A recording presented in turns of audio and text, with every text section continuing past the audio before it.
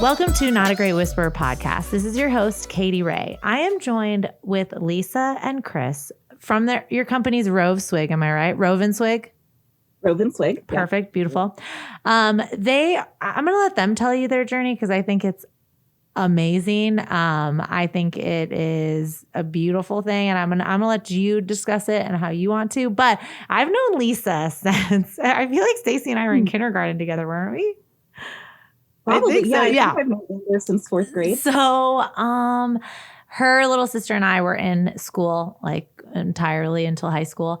So I've known Lisa a very long time, and I have watched her journey like a creeper, to see what she's been doing because I know her and I think it's super cool. But thank you for joining, both of you. I know you're in a different time zone right now, but I appreciate you. Yeah, it's a pleasure. It's the normal human time now. So it is normal human. Yeah, I made sure it was a good time for normal human time. So let's talk about what you're doing, what you're currently doing. What is this journey you're on? All right. Well, first of all, I want to thank you for having us. This is super exciting. It's our first podcast. Oh, yay. I love this. Yeah. So all the inappropriate things will come out. Yeah, I'm explicit. So live your life. Like, we don't have an audience. We only have listeners. I'm explicit. So say whatever the hell you want.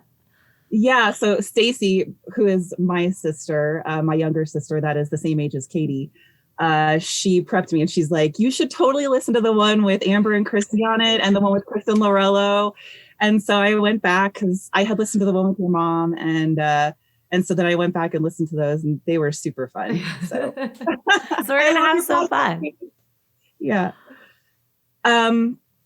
Okay. So you want to know what we've been up to. Okay. So basically where we left off since I last talked to you like 20 years ago. Okay. So I went to UCF, moved to Orlando. Chris and I both grew up in Pinellas County, Florida. So, I'm from Clearwater and Safety Harbor, which is a tiny little town outside of Tampa. And then Chris is from St. Petersburg. And we didn't know each other in Pinellas, but we both ended up moving to Orlando within a year of each other. And then we eventually met up there in our early 20s. And so basically, like, we were friends for a few months, and then we realized it was a little bit, more than that. And we both kind of liked each other. And then, we met at a bar. So we played the game, we bought a house and all that jazz. And now we don't have a house anymore. Yeah, we had the house and the dogs and everything. And then the only thing left to do was maybe to have some kids. And we started like really thinking about it. And I didn't know if I really wanted to be a mom or not. I love children, but I really didn't know if like motherhood, 24/7 was for me. And Chris was kind of leaning toward probably not fatherhood for him. And so the more that we thought about it, we just kind of kept like putting it off. And then eventually, so we were in Orlando this whole time. And then eventually I got a job offer in San Francisco. And at the time in Orlando where I was working, it was a super stressful job. It was just a really stressful situation where the company was being acquired by their largest competitor. And then that competitor was in the middle of like gobbling up a bunch of other companies in the same industry. It was in workers' comp. Yeah. Gobbling's a good, I actually am taking that from this conversation. I'm using gobbling up because basically that's what they're doing. Yeah. They wanted to, if they couldn't beat the competition, they wanted to join it basically. And that was smart of them on their part, but it was really stressful for the companies that they were acquiring. And husbands. And the husbands who had to listen to the bitching every day. On my way home from work, I would like cry to him. And, sometimes I was driving home from work at like 10 o'clock at night. And so I just got really sick of working 60 to 70 plus hours a week, weekends and all that kind of stuff. So I got this job offer in San Francisco. San Francisco has a cost of living that is 2.2 times higher than Orlando. 2.2. That's a shit ton though. That's like it's crazy. The rent is crazy. And so I anyway, I'm trying to condense this down, but not doing a good job at it. Do your thing. You're doing great. Okay. So, but I really wanted to do something different. I was a manager of a finance department in Orlando, and I didn't see the stress of the job going away. So I wanted to change, but I couldn't even find time to like interview anywhere. So this other job landed in my lap. And even though it was a pay cut compared to what I was making in Orlando, Chris and I still felt like it was worth the risk to try to move out there and see if we could make it work. Who doesn't want to live in San Francisco? Right? It's for 6 months and then you got to tuck your tail and leave. But no, it worked. Yeah. We never really thought that we wanted to leave Florida. All of our family is there. And my big dream was like, if I ever move out of the state, I'm going to move to Atlanta, you know? Oh, Not it's so far, like 8 hours up. Yeah. no way. So we moved clear across the country. Mom and dad were, you know, a little surprised, but very supportive overall. And it gave them an excuse to fly out to California to visit us. So that lasted for 5 years. And then, did we cut out on you? No, you did earlier a little bit, but it didn't mess up. You're good. Okay, great. We're on like a weird audio situation here because, as you'll find out, we live in our van. So internet is not a given anywhere. Okay, so we were in San Francisco and we were there for a few years. And the whole goal of this company that I started working for there was to go completely virtual within a few years. My boss, the owner, had said 2 years, but you know, obviously we were a little ambitious about that plan. But so like 3 or 4 years in, Chris and I started thinking, like, you know, what do we want to do? We want to get ready to kind of be able to live anywhere. We loved San Francisco, but it was just too expensive. We weren't able to save any money. So, I mean, you're living on vacation. I mean, it's one of the greatest cities in the world. And yeah, you don't feel so bad, but it was really fun. We missed it all the time. it's super expensive. Wouldn't take that time back for anything. Like if we had to redo everything, we would do it the same way. Yeah. But the point is that we knew we needed to like start actually saving some money here and there. And thinking about our future. So, and we also wanted to like travel more, and it was hard to just budget for all that. Yeah. Taking trips and going back to super expensive lifestyle in San Fran probably didn't fit in budgets. Exactly. You got it. And without any savings, you can go on vacations and live in San Francisco, but you can't save at the same time. Yeah, unless exactly. You work for Google. Exactly. And neither of us work for Google. So you didn't work for Google? No, nobody? Oh, okay. No G-bucks for us. We had friends that were in tech there, you know, Apple and other like startups and stuff. But we were never we were never privy to working at those organizations. So anyway, we like kind of started learning about this thing called van life, and you know, people living out of their vehicles. But how did you hear about it? Did you just one day were talking like, let's look up van life? Like how did that come about? No. So honestly, do you mind if I share it? Have at it. So point, right? one of our really great friends that we met in San Francisco, we met them on a bocce team. This couple. I love bocce ball. Yeah, bocce. We love bocce. We were. Wait, you cut out, Lisa. You said bocce and then it cut out.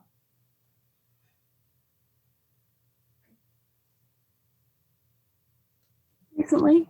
There we go. Okay, we're back. No worries. You said bocce. We love bocce, and then go for it. Yeah, we were on the Golden Gate Park Bocce League, and we rocked it, you know, goats for a few years. Our name was Botulism.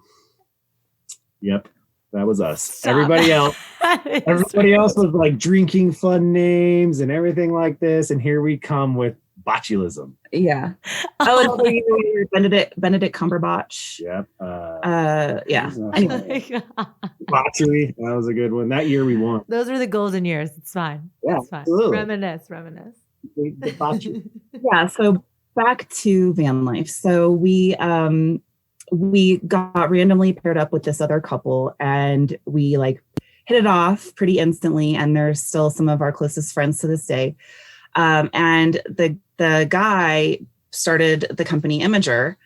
His name is Alan. And it's basically like a photo sharing service, but it's also really popular with like memes and stuff like that. So like Redditors use it a lot. And I'm not extremely active on there, but I love it and I appreciate it. But Chris is on there all the time. So he would send me cool things that he would find on there. He would like, send me a little text link or something. And so there was this one that he showed me, and it was this couple that was living out of their like 4Runner, traveling from Alaska down to Patagonia. And we just kind of like, we're like, that's the dream, right? I mean, who wouldn't want to do it? Yeah, why not? Well, we didn't want to do it in a 4Runner. What's that, Katy? The Toyota 4Runner? Toyota 4Runner. The Toyota 4Runner. Yes. They were living in their SUV. And it was just a couple. And so we thought, well, we can't do that. We have our dogs and we're not going to get rid of them. And that's too small of a space, but we could do something like that. So we started going on YouTube and going down the rabbit hole. And soon enough, we found out about van life, which is basically, this whole culture of people that you buy a van, whether new or used or whatever, and then you kind of build it out, or maybe it's already built out for you. I don't know, but you build it out to make it a little tiny home on wheels.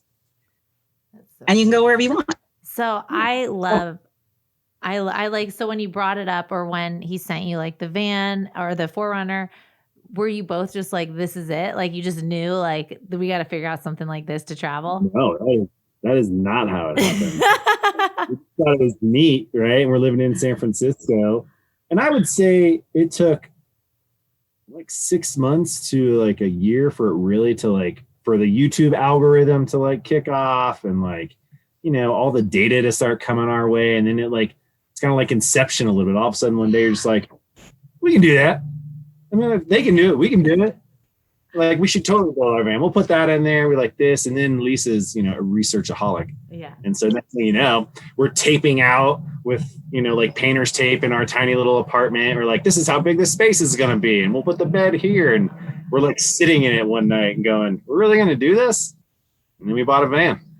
I absolutely love that. I love that you were taping stuff out at your apartment or a house or wherever you were in San Fran, and you were just like seeing like what you could fit in this space to make sure it would work. That's amazing. Your addiction to research definitely paid off. And thank you. You're welcome. I also think like I'm very inspired by you knew what was right for your family, right? Like you talked it out and then just one day you're like, let's see if this will fit. Like, okay, the dogs can go here. We can go here. Like you just knew what was right. And there's no fucking like, I love how you're like, yeah, I guess the next thing would have been having kids or like being like, that's not like the fucking milestones that have been so like embedded in our heads of like, this is what you need to do next is bullshit. And you made it happen. I wish you actually had like footage of you guys like measuring stuff out. Cause like I'm imagining Lisa putting fucking tape around and then just like placing things and being like, okay, we can have extra pillows in this corner and we can do this over here. All the decorative pillows, Katy. All the decorative pillows. Super necessary. There they are. But I really think that's awesome. So when did you find the van that would work? Like how did that go? And that was a bit of a process. So we originally started following van life in Europe because it seems to have a little bit longer standing over there. And we watched this guy build out a Ford Transit, which wasn't in the United States at the time, in like, I don't know, like 2 months or something like that. And he just wanted to go climbing. And so we thought, oh, one of those Euro vans would be cool because we want to stand up. I'm over 6 feet tall. I don't want to have to hunch, we want to make this easy. And so then we decided that we were going to get the longest possible van. And it just went through a bunch of YouTube videos, a ton of Instagram. But what really decided is we reached out to another van life couple who we were watching who had, similar interests. And Lisa just reached out and we just had a conversation. And we decided that we wanted a 4x4, which was like the number one thing that we wanted. And Sprinter was the only one. And we were going to get the really long one. Then the guy on YouTube was like, but if you get the long one, what's the point of the 4x4? You won't be able to go anywhere in it. So it was the reason is because of the length of the vehicle behind the back wheels. This is totally nerding out, by the way. So nerd it out. But the length of the vehicle behind the wheels was like an extra 3 feet beyond this other model that we have now. And so basically, if you're trying to use 4x4, like you're trying to go off road and stuff, and then you go, into like a bump or down like a sort of a steep hill and come right back up, they call it the angle of departure. Your back end could get like stuck in the dirt or hit something really bad and damage your vehicle. So he's like, unless you're driving on snow or ice, I don't understand the point of getting that long one. And so we settled on this. It's still very large. It's a 23.5-foot van. And it's 9.5 feet tall, give or take. Yeah, roughly.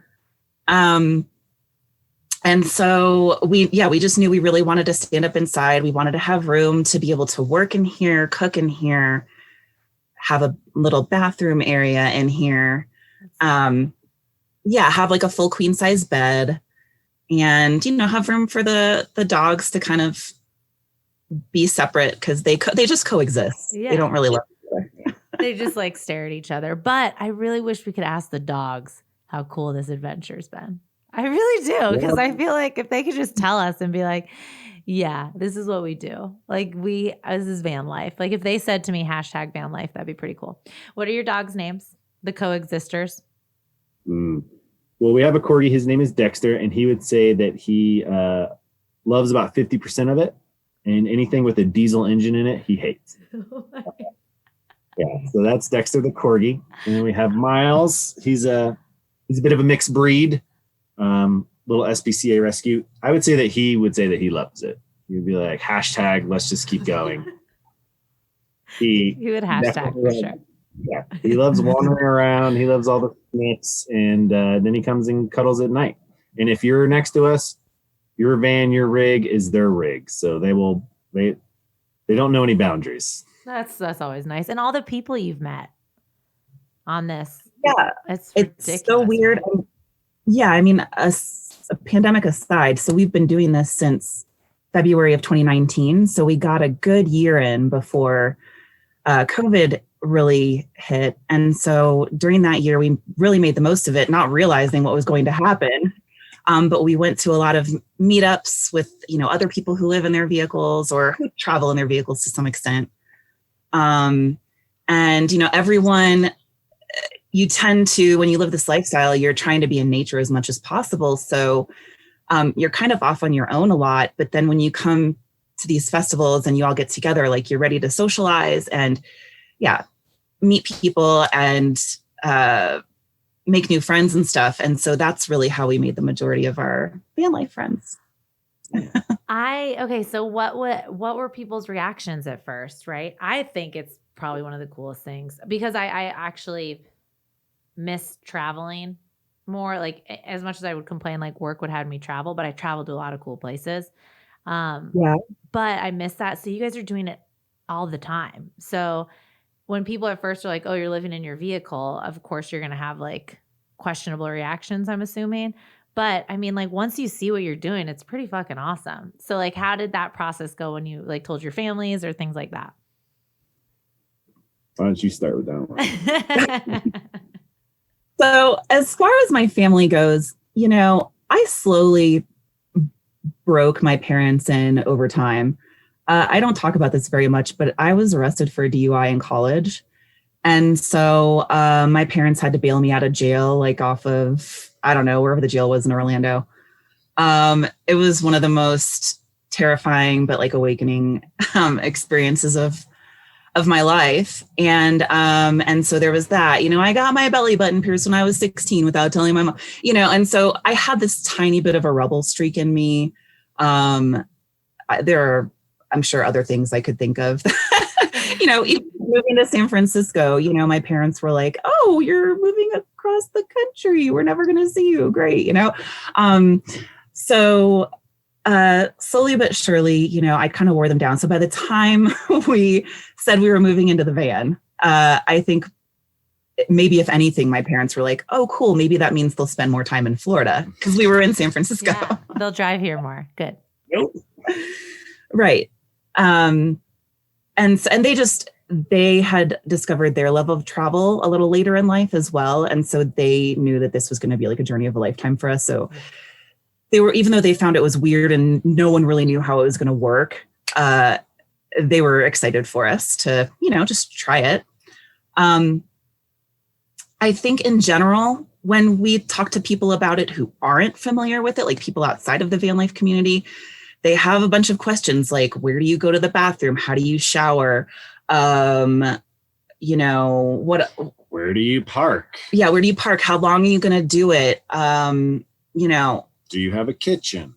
What do you do about a fridge? I see Chris is very annoyed by these questions. Well, it's the same, like you nailed same it. Questions every time. And then the one they always I don't ask, mind it. I think it's fun to talk to people about it. And like, we get to break the mold. There's this like idea that if you live in your vehicle, that you're some kind of hobo. And that's the impression that I had before. And I know it's not, but it's the sad truth of it, because it's the sad truth of how people think, and it's not everybody. I don't want to put everyone into a bucket, but there are plenty of people that we've encountered who, I feel like if I'm able to make a connection with someone who has that stereotype in their head, that unfortunate stereotype, that hopefully I can have just a long enough conversation with them to like, let them know that, it doesn't mean that you're poor, there's a guy that we met that was like, what was his little saying? It was like, some people are so poor, all they have is money. Yeah. Who was that? True. That's real. That's real. Yeah, that was our friend James. James, that's right. And, we feel like our lives are so much richer for doing this. And so anyway, most people's reactions are just curiosity. I don't know. Yeah, but we're very happy. I love that you educate people and you change that stereotype. I knew that you weren't living in, like, I don't think that stereotype is what you're doing is, yes, I would say this is really an opportunity of a lifetime. The fact that you're able to go to so many different places and live where you're going, and you're in Arizona right now. Where were you before Arizona? Where were you before Arizona?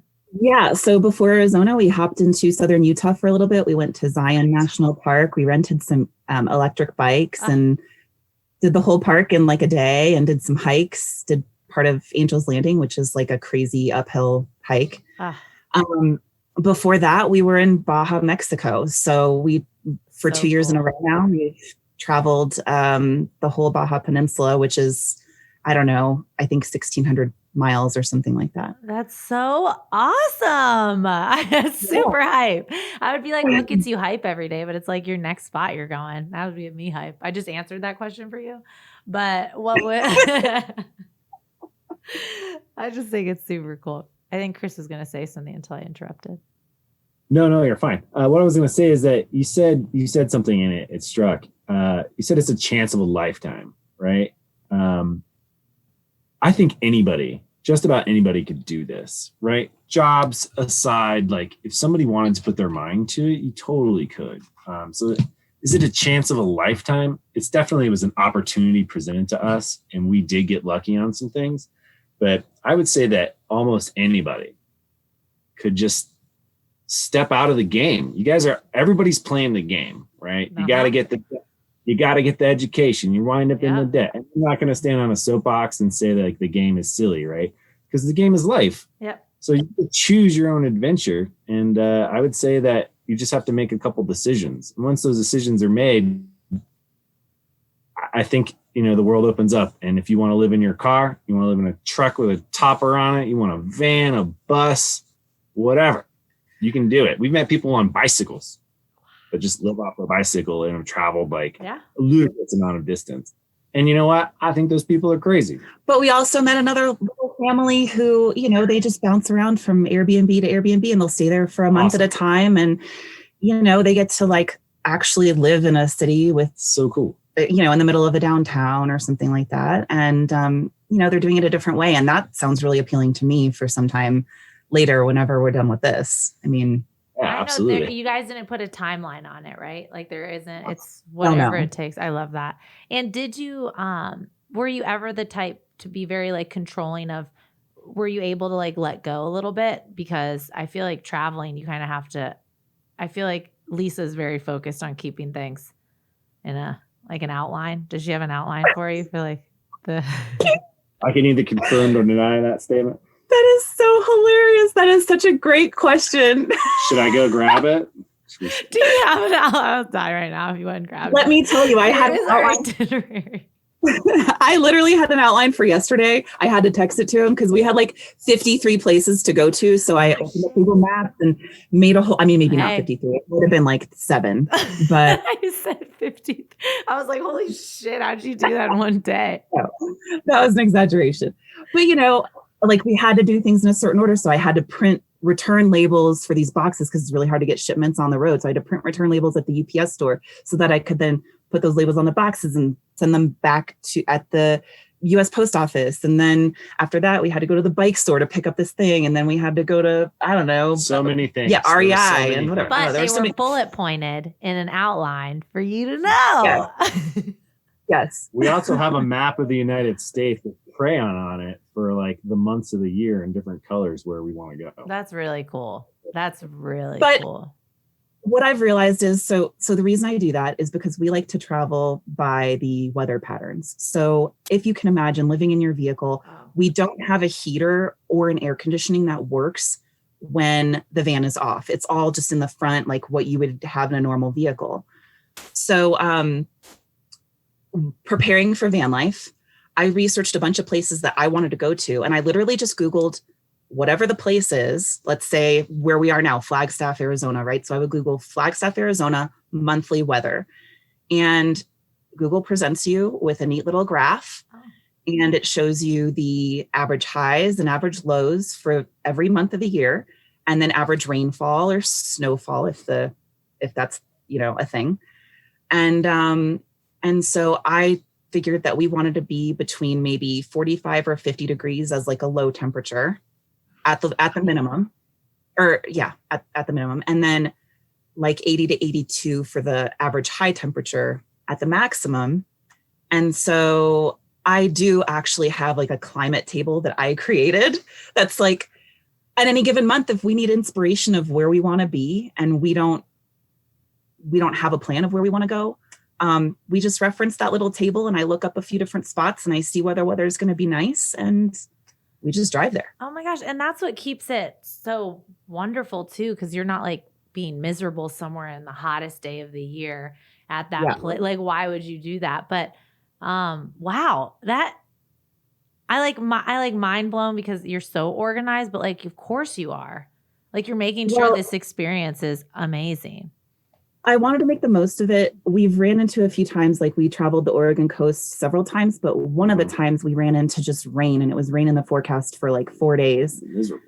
And, you know, you let the dogs out and they track in all the mud and it's like the van got so dirty so quick. So we just drove south. We ended up in Northern California and it's like almost as soon as we crossed the borderline into California, the sun came out, the birds started singing, you know. You're back. Welcome. Yeah. Exactly. I mean, we love Oregon. It's one of our favorite states, but there just happened to be really bad weather until we hit the border of California. And so anyway, you know, I wanted to have a general plan, like options for us, but I don't want to get so nitty gritty. Like sometimes when you're on vacation, when you live in a traditional house and you have to take a week or 2 week vacation, you have to plan a ton of details. You have to book your hotel room ahead of time and your flights and the different sightseeing things you're going to do and maybe where you're going to eat and all that. I want to have an idea of the region we want to be in, but I don't like to get so granular. I love planning, but it's a lot more fun to just kind of have a general idea and then let the experiences happen as we go. Yeah. Yeah. I mean, you have to have a little bit of a plan. You know, you're still going. I mean, you're still on this experience is pretty fucking awesome, but you still have to have a little bit of planning. Like you can't just drive. I mean, you get stuck in rain, you get stuck in snow, you'll get stuck in no, you don't want to make it where you're pushing the van out of snow. Like that's just not what we're going to do. There's no pushing the van. Yeah, it's true. There's no pushing the van. And I just think I'm really glad you're that organized with your bullet point outlines. It's super important. Chris, where's your outline? Do you have one as well? Do you make one and Lisa makes one and you blend them together? I am not a planner. I am a fly by the seat of my pants. I just go with the flow. Mm-hmm. But yeah, something we learned in San Francisco is like we would just wander into a different neighborhood and then just explore. You generally talk to a bunch of people in the city, and then they recommend things that you might not know. And of course, you always have Google Maps and exploring. So I'm generally like, if she has a place that she wants to go, or I'll have a general region that I'd like to head towards. I just like, Rove and Swig. So one of the things that we did first was just as soon as we get an area, where's the closest brewery? Like, what are the best breweries? Because you want to meet some people, go to a brewery. Of course. And then they're always like, oh, you live in your van? My cousin lives in a van. My brother's building a van. Oh, I want to do that. There's great places in the city. Have you checked out this area? Go check out this road. You can just drive out it and everybody camps on it. And so that was just like, oh, cool. Okay. And there's a bunch of online resources that we use. There's a bunch of websites and apps where you can it's kind of crowdsourced big databases that allow you to see where you can fill up water or dump, right? There's a pet wash, where you can camp for free, where you can't camp for free. Mm-hmm. So, just wandering around, I definitely prefer that versus a list. But it's balance. It's called balance. We do. We definitely balance each other out. Yeah, no, that is. And you have to have that really, because what if you were just going with it and you're running into this bad weather all the time, Right. So she helps you kind of navigate so that you can just run with it. And the breweries are like your free tour guides. They're going to tell you all the cool spots. All the cool spots. I'm super intrigued. I think this is super cool. Because I knew of your story, but I didn't know of your story. So I love how it just came to fruition. It's super cool. And you did you were on a big they did a van tour of your van. So I got to see it. On the YouTube channel. But again, I feel you on that. Lisa said she hasn't really been back on because of the trolls. Trolls are super annoying. They take up too much mind space, right? Yeah, YouTube trolls. There are a lot of haters out there. But I think it's cool, and I still want people to see that video because it was awesome. It was. Yeah, really it's on Tiny Home Tours. We do have a YouTube channel, but we're mostly on Instagram. So it's on Instagram, we are Rove and Swig, Rove, Rove, and Swig, swig, because we love coffee and we love beer. Coffee and beer. Yeah, who doesn't, right? What about coffee shops? You meet people at coffee shops? Yeah, some. Coffee shops, a lot of times when we go to them, we're working. Oh, okay. But yeah, we've definitely been to some coffee shops, and if you go more than once and there's other people doing it and there's a van around the corner, you're like, where's the van lifer? Can you spot him? Can you spot him? Right. Most of the time. Yeah. We used to belong to Planet Fitness when we first moved into the van and before COVID shut everything down. And I never worked out there. We would go for the showers. And so we were a lot of our first year of living in the van was where's the closest Planet Fitness, and then where's the closest place to camp around there. Yeah. Oh, I love that. But Planet Fitness is across the U.S.? Oh, yeah. Oh, shit. Yeah. Okay. And what are they, $10 a month? So that's amazing. Yeah. So we had the Black membership, which is 20 something after tax. But Chris he was the main person on the account. He could bring me in as a guest. That's so smart. Yeah. And so we got unlimited, typically hot showers. Sometimes they weren't always so great. But shout out to Planet Fitness for helping us survive our first year in the van and not be so smelly. Oh my, thank you so much. But there you go. Yeah, that's our sponsor for this episode is Planet Fitness. I'm just kidding. I'm just kidding. So my question to you is like when you connect with people in a certain area, do you always, or have you ever tried to make a point to go back to that area to like, cause you meet so many people and like, what if they're like close friends? Like, do you make it have you gone back to the same places a bunch of times? So it's actually one of the things that has really been awesome is connecting more with family, like extended family. So Chris has family in Boise, Idaho. Until just recently, she just moved, but I had a cousin in Longmont, Colorado, which is just outside of Boulder. Oh, awesome.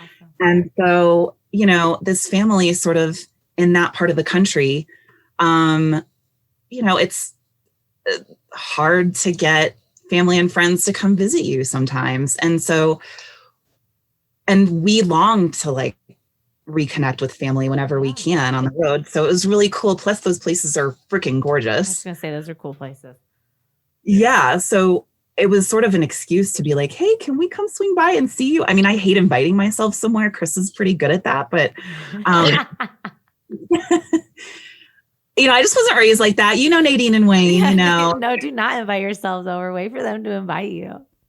Yeah, they tried to teach me some manners. You don't want to have a good time? Come on, man. We'll be over there next week sometime. It'll be great. Yeah. So anyway, we, we would swing by and see family. Yeah, we meet people on the road, but we don't meet as many stationary people on the road like you might think. Like it's mostly that we meet our other people in vans. Because it's your community. Yeah, it's a part of your community. We did meet a friend. We were in Sun Valley, Idaho, which is a hidden gem. They probably don't want you to know that, but it's a beautiful place. And we met a guy at a brewery, and he's an author. He's around our age. He publishes on Amazon. He just bought a house in Boise, and he's one of our travel buddies. So every time we go up to Boise, we always swing by and see him. So and cool. Yeah, hang out, have some beers, and we're basically, we'll see you next year when the weather's better. And yeah. Around. See, and you wouldn't know about that weather, Chris, unless Lisa didn't have that chart. That's true. Boom. Would never have known. Bringing it back, Katy. Keep reminding him. I need to put him on like speed dial whenever we get in our next I love that he said, I love Lisa's list. Like these 3 L's that he has repeated. I love Lisa's list. Every time. He's like trained to say that. He's like, yeah, no, I love Lisa's list. It's fine. He doesn't have a choice. He has no choice. And that too. So I wanted to ask, like when COVID hit, how did that affect you? What, like, did places shut down that you were used to go Planet Fitness? Like what? And you're working remote anyways, correct? Both of you work remote. Okay, yeah. Perfect. So that didn't affect work because you were working remote. But places that you would usually stop to maybe sit stationary, like at a coffee shop or something, like how did that affect you and how were you able to kind of navigate that? So when COVID hit, we were in Baja and we were at the very southern tip of it. So we had already traveled the whole peninsula, and I'll never forget. So we were in this place called Cabo Pomo, which is one of their national parks down there. And I mean, if you look it up on a map, it is all the way down there. And there's no service there, just like in a lot of these national parks here. And so, cell service. Yeah. And data. I know. So we popped out after like a long weekend. We popped out of the national park and everything, like shit had hit the fan in the US. And it was the whole like toilet paper shortage and, everything is shutting down and, level 4 travel advisory from the State Department. And here we are in this country. I mean, granted, all we had to do was just drive back if we got too scared, but we were worried, like, are we going to get stuck in Mexico? They have like checkpoints that you have to pass through where federales or police are maybe inspecting your van and letting you through to the next city. And so we were like, oh, gosh, are they just going to stop us and make us turn back around? We couldn't even take for granted in this like unprecedented situation that maybe the US would even let us back into the country. Like, what if they didn't, Yeah. What if it just got so bad? I don't know. So anyway, so we popped out back into cell service and we were hit with all of this crazy information. And so at first we thought we would try to just hunker down there and then just get an Airbnb, which by the way, this Airbnb in this cute little town called San Jose del Cabo was $34 a night. And we were splitting it between 4 people. So it's like really awesome. Yeah. And we could have afforded that for forever. But eventually we decided that, you know, with everything going on, there was absolutely no way that COVID was going to stay out of Baja forever. At that point, there were no reported cases down there, but we really felt like we needed to drive back to the US. And just in case we needed to go back to be with family. I mean, we didn't know how apocalyptic this was going to become. Nobody knew anything. Yes. Yeah, exactly. Like our situation is not anything unique. Everyone was experiencing the same dang emotions. Right. Yeah. But, yeah. So anyway, it was just weird being in another country. And then we decided to drive back to the US. So we got back a couple, 2.5 days later. Crossing the border was really crazy. Usually there's like hour-long waits. I mean, people will wait for 2 hours or something like that to cross back into the US, or longer. Sometimes people wait 4 hours. We just were able to basically drive straight through. We showed our passports and the, you know, CBP was like, welcome back. You know, I mean, it was so easy. No inspections or anything, which is usually what happens. And so I think just no one wanted to be in our van. You know, like you don't want to be in someone else's space. You just want to breathe on each other. Okay, go. Can you 6 feet? Thank you. Bye. Yeah, exactly. Yeah. 6 foot in the van, let me tell you. They're like, just go and get away from us. Don't breathe on me. Go ahead. Thank you. Yeah. So then we head out just south of Joshua Tree for a while, but we were hearing like some of our friends that were in vans. We were all sorry. Someone's driving by in their bike. Someone's getting crazy out there. Yeah, this is like an off-road vehicle area. So I picked a really great place to record bikes and shit. That's right. We usually have roosters. We're in Ivor, so you know you hear roosters sometimes. Oh, cool. Sure. Yeah. I love that. Yeah. So anyways, so we started hearing from other friends that like the land that they were staying in is starting to shut down. Cause I don't know how much people remember of this, like the average person would remember, but, you know, national parks were shutting down and all of the federal land was shutting down. And so it was getting harder and harder to find places that we could just like live.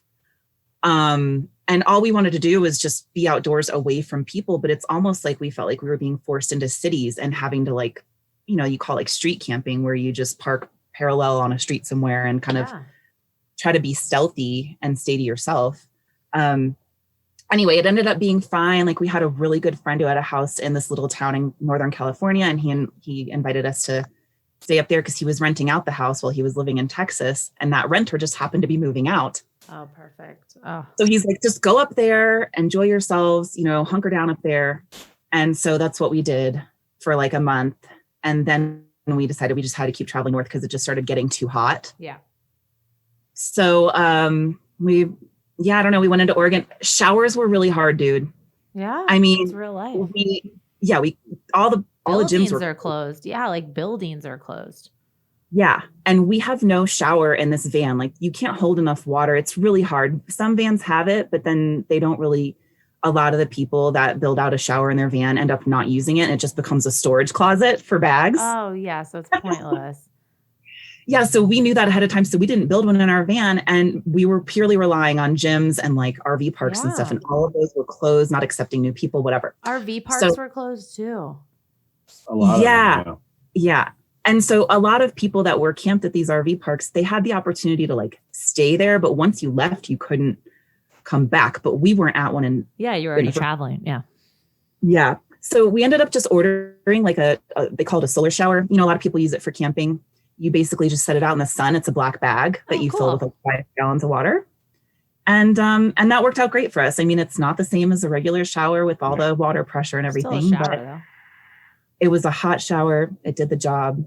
And that's how we survived until we got to our friend's house in Northern California and how we survived after that as well, after we left. Yeah. So because the shower thing was the biggest deal to me. Like, you know, it just makes people feel refreshed after you're done with it. Like, it's just like I get that. I feel you're like, listen, I had to figure out how to do this shower thing. Like I can see it in your face. It was very intense. Yes. It's very common when you're living this way that you're living in the outdoors and you just get very dirty. It's very dusty, usually over in the western half of the US. So you keep a lot of great like quality wipes around you, body wipes. Yeah. We do what our friend calls a bird bath. You just fill up like a bowl of water and you just like wipe yourself scrub down. Yeah. Head to toe as several times or whatever. And that'll do the trick. But at some point you need to wash your hair. So. Oh, okay. So yours was because of access. I just don't wash my hair sometimes, but I feel you. Like I'll just be like, oh, I'm itchy. I feel you though on that. When it gets to like a point where you're just like, it's too itchy. Like I'm itchy. I've been there without being stuck without having the shower open. So like, I feel you. I would just being lazy and wouldn't wash my hair. I do too. I think you were being just you must be. You must be blessed like I am. Like I can really get away with washing my hair once a week. Yeah, for real. But and that works out too because sometimes you just don't want to wash your hair. So yeah, at least the solar shower is pretty awesome. I didn't even know those existed until you just said that. I think that's really awesome. I'd highly recommend for any camp trip if anyone's looking to like spend any time in the outdoors where you won't have access to a shower and you're going to want one. Yeah. That's so badass. Yeah. Have you guys thought of anything to invent while you've been out there that would just make things easier? A ton. Do you have a list? Do you have a Lisa list? That's the only list we don't have. No. Damn it. We have random like high thoughts sometimes where, we want to. You're just like, oh, match. I've had a lot of those. I never wrote anything down, but I should have. Yeah. One of the things that I have, and I'm sorry it's not humorous, it's actually kind of a downer, but I would really love to partner with like parks, whether it's state parks, national parks, or national forest land, whatever, and come up with some solution for the litter, because I'm telling you, since the pandemic, people are trying to get outdoors more. And I don't think anyone has bad intentions, or most people don't, but like there is a lot more litter than what I remember from when we first started van life just 2 years ago. Oh, you're totally right. So, that's not a downer. That's just real life, right? I mean, it's just bad is what it is. I'd love to. It's like probably would need to be a nonprofit. And it's totally out of my realm of expertise. I've always worked for-profit corporations, but I would love to see some kind of a program like that where, just people who just want to leave the place a little bit better than they found it. Could just grab a bag from like the visitor center or something like that and, bring it, have a place to like drop it back off to them. Cause that's the other thing is you can fill up a garbage bag, where you put do we have a place to then throw it away? No, I know. Yeah. Like where do you put this bag of garbage? No, I hear you fine. You just froze, but I can hear you. Oh, we're back. I love these little snippets of like, hey, can you hear me now? Can you hear me? It said my internet was unstable for a minute, but are you good? Can you hear me? Okay. So Chris kind of touched on this before, just like opportunity and like anybody can do this and like inspirational AF. But like, I want you guys to kind of go into that a little bit and then where we can find you and all that fun stuff. But like leaving the listeners with just something inspirational about what this experience has taught you. Even though we touched on it a little bit earlier, because I think it's really powerful. I think you see the world totally different than that person who's doing a 9-to-5 in an office, in a cubicle, went to college because that's where they were told to go, did this, like followed those steps, and is miserable, right? Because you guys actually went away from, I hate saying norms, but like society norms of like, this is where you need to be. This is it. And you are experiencing something that people don't get to experience, and it's connection and it's community and it's just the love of our earth, which is super important. As I drink out of a water bottle. No, I'm just kidding. I have a refillable cup. I'm just so good. Yeah. Because when people like preach something and then they're like, and they're drinking out of water bottles. But I just, I think you guys have something that a lot of people don't. And your friend James nailed it with his saying with, with the money, poor money. Yeah, that guy. Some people are so poor, all they have is money. Yes. And that's really true. So like, what do you want to, both of you, share, please? Like kind of what you've learned on this experience and what you continue to learn.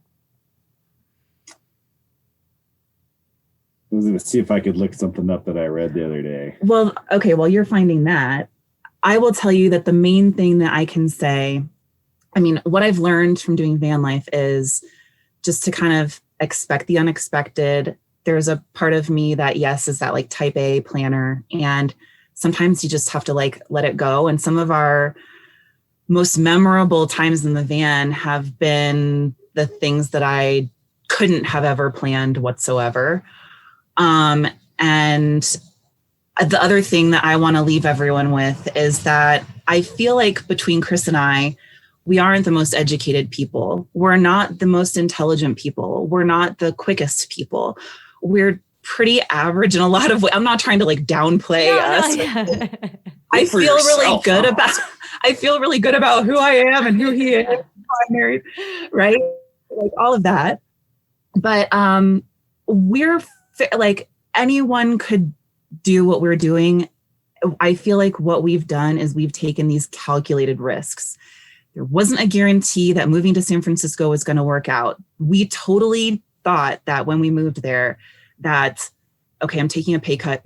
If Chris gets fired, because he was trying to keep his job in Orlando, if he gets fired, like, dude, you know, we might have to move back to Florida. We might have to move in with my parents, who would always be happy to take us in, but it's sort of like a last resort, you know.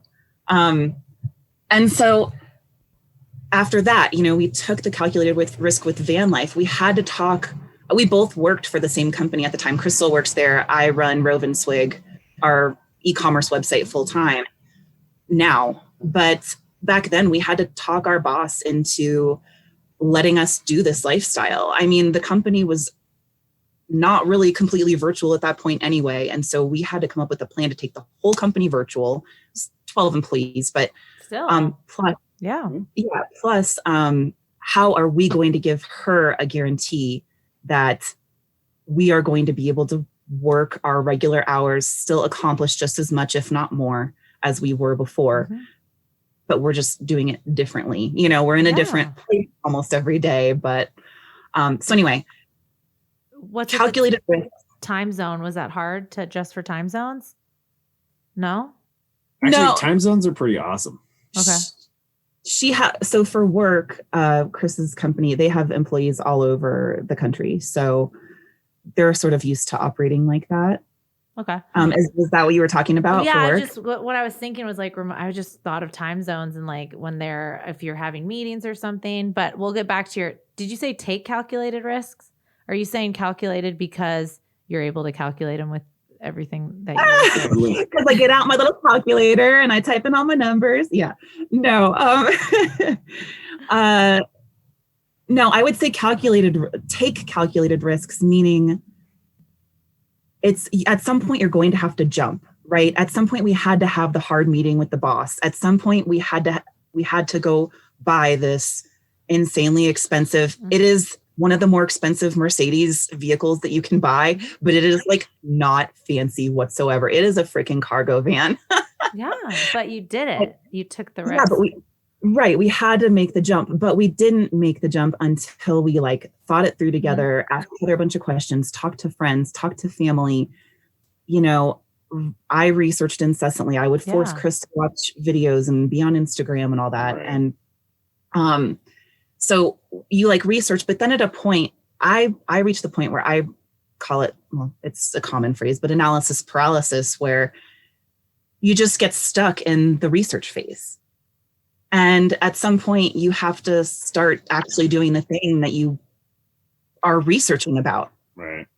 What point in the research do you all of a sudden say, okay, I'm comfortable doing it? You're never going to be comfortable. So it's a risk. Sometimes you just got to get a jigsaw out and cut a hole in the side of a very expensive van.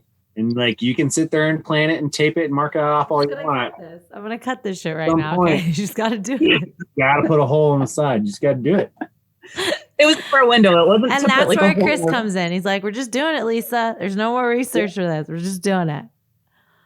That's right. And I love that. I think that's a super important advice to give people. There's just a time where I can research doing what I want to do, but when am I going to take the leap? Like, it's time. Like, you just got to fucking do it. Right. Yeah. And as far as like Nadine and Wayne, excuse my language. Please, we live in a van. We live in a fucking van. No, what I was gonna say is like, that is true. Like, I was never much of a big risk taker, always just kind of like going with the flow, right? So what she's saying is a good point. Like, what I would say, anybody who listens to this, like, just travel more, talk to more people. If traveling is your thing, it's not for everybody. No, even if it's not your thing, just go do it. It just opens your mind. And I feel that is when you meet new people who aren't from where you're from, people who aren't like, you're right. And even if traveling isn't your thing, I feel like people get out, like go meet somebody you wouldn't think you want to meet before. Like just do it. Go to a brewery. You guys froze.